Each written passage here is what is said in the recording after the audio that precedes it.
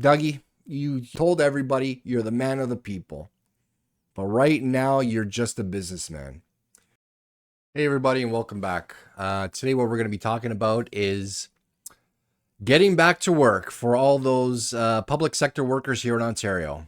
Uh, oh God, Dougie, man, how do you what do you talk about? Get back to work because they weren't working when they were at home. Anyways, that's the least of my issues I have with him. There's so many of his talking points. I just unbelievable. Just trigger me. Just can't stand it. But we're gonna go over it and we're gonna discuss and tear apart each one. So let's take a look. He was asked a question about why the public sector workers were mandated back to 5 days a week, back to the office. So we're gonna go over it and talk about it. So here we go. I believe everyone's more productive when they're at work. And how do you mentor someone over a phone? You can't. You got to look at them eye to eye over the water cooler, wherever.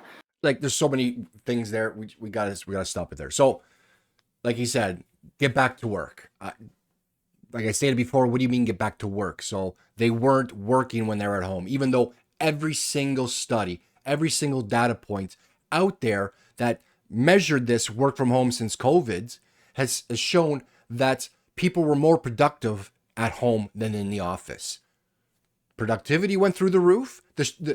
Through all the studies I saw and read, the smallest increase, depending on the industry, was 10% to as much as 70% increase in productivity. That was all due to people's well-being, happiness, because they weren't miserable traveling to and from their office. It could be as much as, say, here in Toronto, up to an hour and a half each way. Even taking the subway or TTC, or subway, TTC, or GO train. The longer days because of the travel time. Therefore, they were at home, able to pick up their kids, making dinner, and so on and so forth. So just productivity went through the roof. So this idea, I believe, get back to work is BS. But another point he was saying was mentoring. Good point. Yeah. How do you mentor somebody when you don't see them and look at them in the eyes? To be honest, I don't think he's ever mentored anybody his entire life. So I don't think he knows what he's talking about. My opinion. Don't have any proof on this. But the reason why is because of his answer. To mentor somebody, to truly mentor somebody, you have to spend time with them. You have to, for example, I've been in, say, in an industry for 30 years. I know the ropes. I know everything. And I'm going to mentor somebody who's just coming into the workforce. Help them out. I give John Smith, Susie, whatever, a task. Send them off. I know it's going to take them 3 hours, maybe even say 4 hours for the experience that they have. But I'm going to check on them within an hour. I'm going to say, Susie, John, let me see what you've done so far. Okay? This is where you are at right now. You're progressing well, or you're going very slowly, whatever. Let's figure out what was going on. What held you up? Did you find an issue trying to start? Did you get nervous? You're going to communicate with them, and you're going to proceed with them along the process. For him, and I've seen this even just on the job site with all the new guys, the trainees, the apprentices, is they'll send you over there, say, install this pipe, put this electrical up, whatever, and I'll come back in 4 hours and it better be done. They've never done it before, or they've got little to no experience. And then when they come back, they see it done wrong or not even finished, then they just start yelling. That's not mentoring. And that's what a lot of people, even in the office, do. They send somebody off with the project. They don't check on them at all. And then when they haven't finished and they're late, they just do nothing. Say, what's wrong with you? Why'd you take forever? You should have known this. This is how I explained it to you. Just explaining something to somebody and telling them to go do the work is not mentoring. You have to check up on them, show them that so they don't make too many mistakes. You got to correct them. So he doesn't know what he's talking about in terms of mentoring, but you can do the same thing remotely. So my wife and I had this discussion because she's been in the corporate world since like early 2000s. And she says, when she was younger, what she felt that helped her a lot was she would listen to everybody else on the phone with clients because they were all in the same office. And that helped her learn how to deal with clients, how to speak to them, how to approach them when there's a problem. I said, that's a very good point. She says, I don't know, you can't do that when we're remotely. I said, no, you can. I go, when you're on a Teams conference with a client, you bring your junior on with you. You tell your client, say, client ABC, we're going to have a meeting to discuss the project, but I'm also going to have my junior who's on the team. They're going to sit in on the call. They're not going to answer questions, whatever. They're just going to sit on the call so they can experience what's going on, so they can learn from us. Do you think a client's going to have an issue with that? No. And that's the best thing, because now they can still listen. While they're still doing their work, they don't need to have their camera on. They can listen to the conversation and get the experience that way of how to talk and deal with clients in a meeting. And then afterwards, you have a discussion. Are there any questions? Did you see we had a problem with the clients and how they were getting irate? I was able to talk them down, or they were getting concerned of the project being overpriced, over budget, timelines, and so on and so forth. And this is the direction I went. Did you notice that? That's how you mentor somebody, and that's how you can mentor somebody remotely. So don't give me this idea that you have to look at them in the face, in their eyes, in order to mentor somebody. Because again, like I stated, they don't even mentor somebody properly when they're in the physical office. So I digress. Let's move on. There's a few other things that he's talked about. Over the water cooler, wherever, train them, camaraderie, plus the economy too. I'll just use Camaraderie. What are you talking about?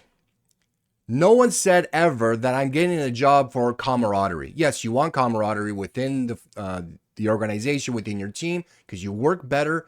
You're in unison, you're synced, you're great together.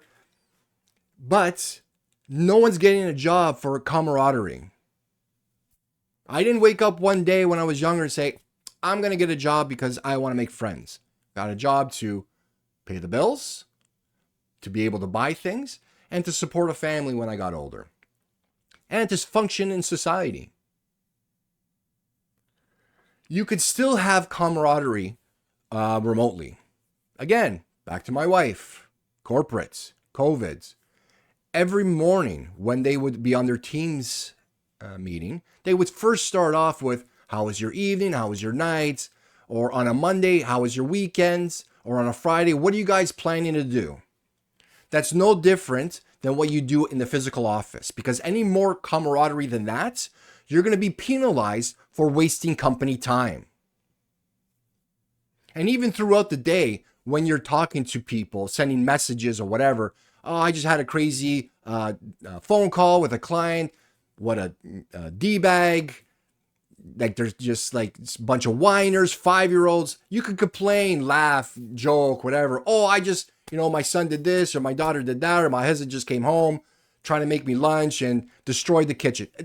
That's still camaraderie. You're still enjoying the interactions and the experiences of your coworkers. You don't have to physically be there, because I have friends. I go out. I go to the bar. I go hunting. I go skiing, snowboarding with my wife and friends. We go over to people's house for dinner. I don't need a job for that. plus the economy too. I'll just use downtown Toronto for example. The path. There's hard-working entrepreneurs that their businesses basically just died when when they weren't seeing the flow of traffic.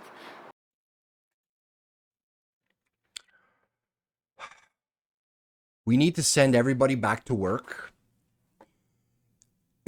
Endure traffic, travel time, good and bad weather for the travel, which will increase traffic. The volume, now everybody going back to work, will increase the traffic. The cost on your vehicle, the gas, the parking, mass transit, just to save a handful of entrepreneurs in the path. I do not wish ill will or anybody who has their own business to fail. I understand how difficult it is to keep a business going. I know. Now, are we going to put an entire industry through turmoil in terms of stress and strain to save a couple of jobs? As a business owner, you need to adapt. You got to change with the times. If you're concerned with the people in the path, help them out. Create a business model for them to succeed and survive. There's still people that live downtown. Promote the businesses. Allow the business to pivot to accommodate the people of the residents of the downtown residents. Or to now accommodate the people that work from home in those condos. I don't want my life to get worse just to save somebody else's job. I'm sorry. Nobody does that. But I understand all the companies I've talked to, from the banks to the insurance companies to everyone else, everyone needs to go back to work. Half the public service is already at work 5 days a week, and I want to thank them. And I just look forward to having everyone back to work. And just on the topic of why now, is the big bank sending people back to work and Rogers sending people back to work, did that factor into your government's decision on why to do this now? No, I think it's just time. Everyone's kind of saying it's time to get back to work. It's simple as that. So we look forward to having everyone back. I'm very grateful for the work they do. We have best public service in Canada, and I appreciate the work they do every day. Okay, yeah, he's a follower. They all talk together. The big banks, insurance companies, whatever, and they're all the same mindsets. Okay, they come from an era where they believe you're not working unless I can physically see you or see a body in your desk. Okay, even though people screw around all the time at work, miss deadlines, inadequate quality of work, and they're still at the office. So this, again, just over and over again, kept saying, get back to work, get back to work. Yes, they've been working. They continue to work. They've met deadlines. Their quality work. And if they don't meet deadlines, if their quality work sucks, you let them go. Has nothing to do if they're in the office or if they're at home. Now, if you really appreciated them and their quality of work, like you stated at the end, give them a choice. Let them have a true hybrid solution.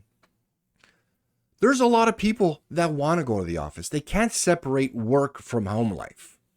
And even again, an example my wife said, like a lot of people who are starting an industry, in any industry, are renting, are beginning their lives. And they, like people know, there's not a lot of places that have air conditioning when you're renting. So they want to go to the office because they're dying of heat at their home. So give them the choice. I thought the government was supposed to lead and not follow.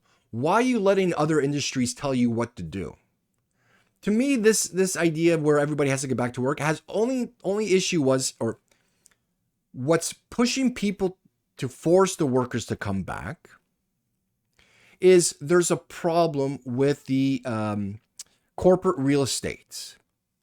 If a lot of these companies downsize at the same time, there's going to be a lot of empty office buildings. A lot of the empty office buildings will not be collecting rent. If they're not collecting rent, they're not paying their mortgage or their loan. And if they're not paying the loan, then the banks go and they have to foreclose. It's just no different than almost like 2007 with the mortgage debacle that they happened in the States, and a little bit here in Canada.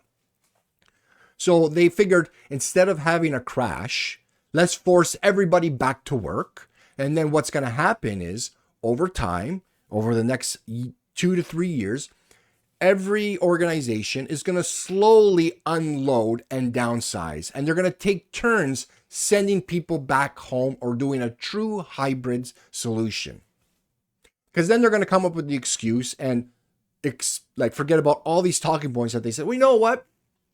Looks like everybody's miserable. Comparing the data for, you guys coming back to what we had just after COVID. We find that you guys are more efficient at home. Therefore, you can stay home if you choose to. And we're going to give you guys a choice because we're a great company and we're listening to our employees. All a bunch of BS anyways. So the unions are going to fight this, and I'm happy. And when they go to the negotiating table for when their contract's up, they're going to win. And I'm happy on that they're going to get at least 2 days of flex. I think that's minimum, or they're going to allow a true hybrid. I think it's going to be like they'll get at least 2 days for the next contract to be able to work from home. And I'm proud that they're going to fight for that, because nobody except government, the CEOs, the board members of all these big companies actually believe that you're more efficient in the office.